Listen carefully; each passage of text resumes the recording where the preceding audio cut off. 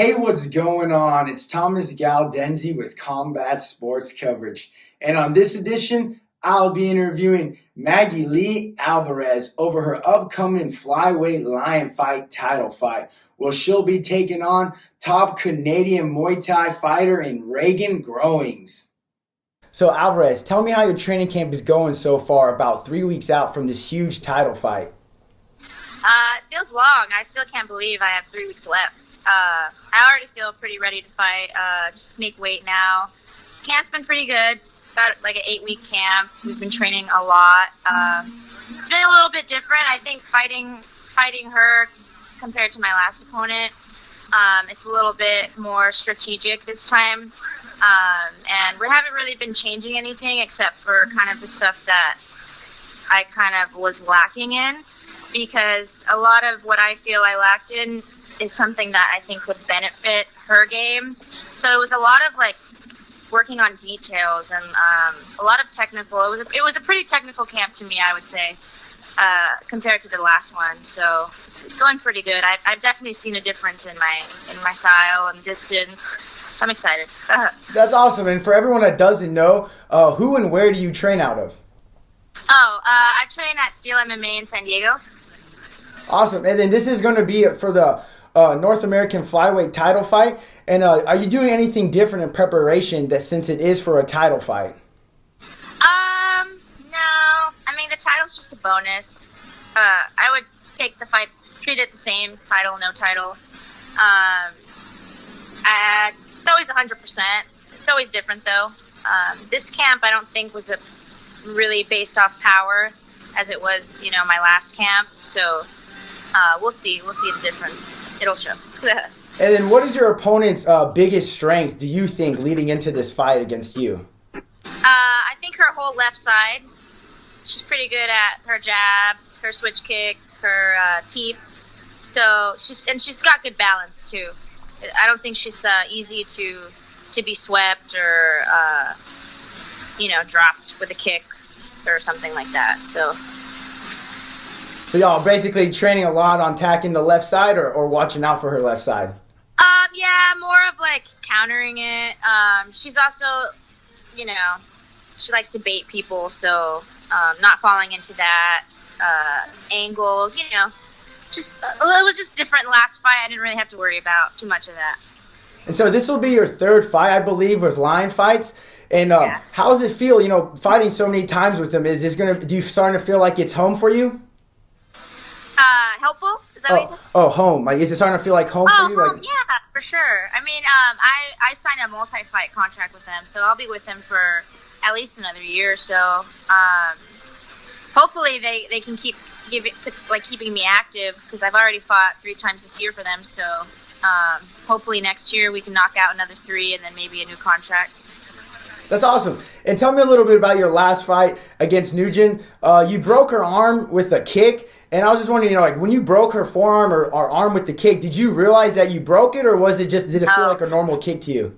I didn't know I broke it until I watched the video after. I thought she had just sprained it. I thought she just didn't want to fight anymore, because she just played it off like a champ. She didn't show any. I would have been crying. She was just holding it too so well, so I couldn't see.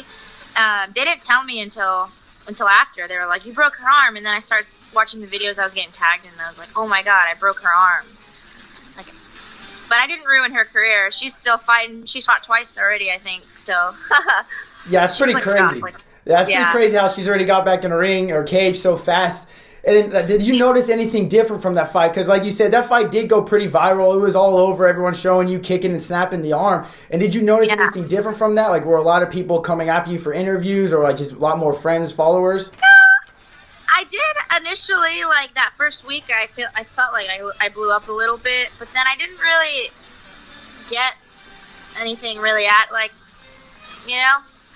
everything kind of just stayed the same. It was almost like, cool, I broke someone's arm, now what? That's awesome. And tell me, how do you kick so hard? Because I was there at the fight. I was covering the last fight, and I remember the first couple kicks you landed. I was just like, geez, this girl can kick hard. You can hear the power from your kicks. And is that just something you train a lot, or is that just a gift that you're blessed with? I think it's both. I think the first 7 years of my career as a fighter, I was training in North Hollywood at a Muay Thai America gym, and my trainers were really old school. One of them was from Thailand, and everything is about power. Like, you know, it's not really a lot of output, like combination-wise, as it is like power-wise. So I think just my basics from the beginning was always like revolved around power. But I think naturally, like as it is kind of a gift because of my size. Because I fight 110 pounds, and I don't feel like I've ever been hit by somebody my size the way that I've hit people. So I think it's both. Definitely agree on that, because like I was saying, those kicks are scary in person. I was like, geez. And then how do you like having a training camp come so close to like the holidays? You know, we have next week is going to be Christmas. The following week we have New Year's. Is that something kind of hard for you, or is that just something you're kind of used to? I mean, I'm fine with it. It is what it is, but it is hard because, you know, people are going out and having parties, and like today there's a potluck at the gym, and I don't want to go because I can't eat any, like, really, and I don't like to be surrounded by it because it makes me kind of like mad, even though I trust it and like life's good, I get it. It's just temporary, but it still makes me mad because you can't have something that everybody else is like having. So it kind of makes me irritated. So I don't like to be around it. I like to isolate myself. And people usually don't like to let you isolate yourself during the holidays, so that would be the hardest part, not being able to. And how is the weight cut going? Is it a hard weight cut to you to make 110 pounds of flyweight, or no, not really? It used to be hard because I used to not eat enough. And then this time I just told myself I'm going to make it no matter what, because you're going to make it. Just eat like healthy, you know. But I was definitely really undercalorie before, so it was really hard. But this time I'm eating the minimum, so it's been a lot better. It's coming down. I just got like the water weight. That's awesome. And you've been doing Muay Thai for a while now, but have you ever like cross-trained or ever thought about maybe coming over to mixed martial arts? I've always wanted to try jiu-jitsu or something, but I've never done it. But I've been told that I could be good at it. So I can see that. Yeah, I can see that. That's awesome. Yeah, I could definitely see you being good in it.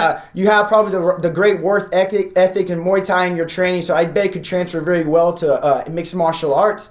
And then this fight will be happening in Las Vegas at the Hard Rock, which you're probably familiar with. And what are you going to do to celebrate? If everything goes great, you pull off another amazing victory, you get that title. Is there anything you're going to do to celebrate out there since you will be in Vegas, or are you more just going to be laying low?